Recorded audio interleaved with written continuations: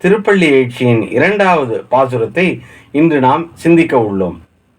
அருணன் இந்திரன் திசை அணுகினன் இருள் போய் அகன்றது என்று இந்த பாசுரம் தொடங்குகிறது. அப்படிப்பட்ட கதிரவனின் மென்மையான கதிர்கள் அந்த மலையிலிருந்து மென்மையாக மேலே வரத் தொடங்கின. அதனை சிவபெருமானின் முகத்தோடு ஒப்பிட்டு மாணிக்க வாசகர் குறிப்பிடுகிறார். நின் மலர்த்திரு முகத்தின் கருணையின் சூரியன் எழுவெழ நயன என்று கூறுகிறார்.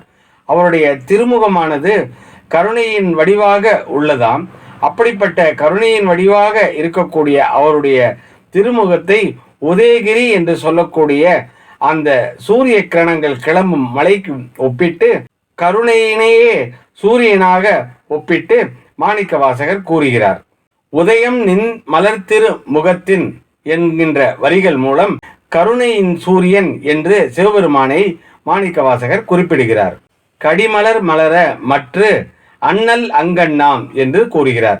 சிவபெருமானை நோக்கி அடியவர்கள் பாசுரங்களை பாடி நேராக அவருடைய திருப்பெருந்துறை தலத்திற்கு அவருடைய சன்னதிக்கு வருகின்றனர்.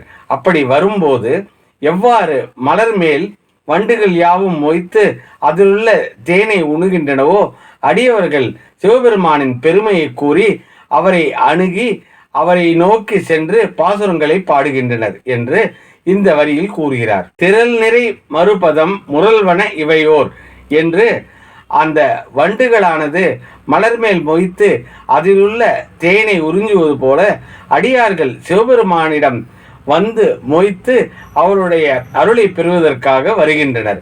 அப்படிப்பட்ட சிவபெருமானானவர் அருள் மலையாக திருவருட்செல்வராக விளங்குகிறார். அவர் அலைகடலுக்கு ஒப்பாக ஆனந்த மாமலையே என்று சிவபெருமானை குறிப்பிடுகிறார் மாணிக்க வாசகர்.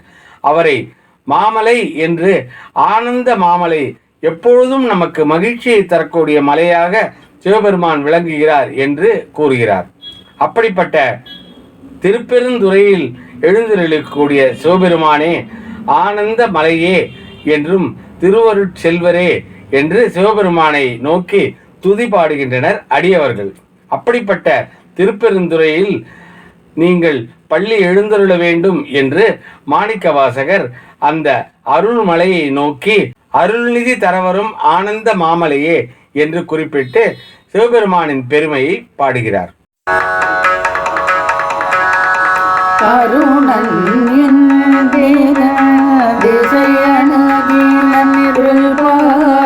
கண்டது உதயம் மலத்திருமுகத்தின் கருணையின் சூரிய இழகிழமையன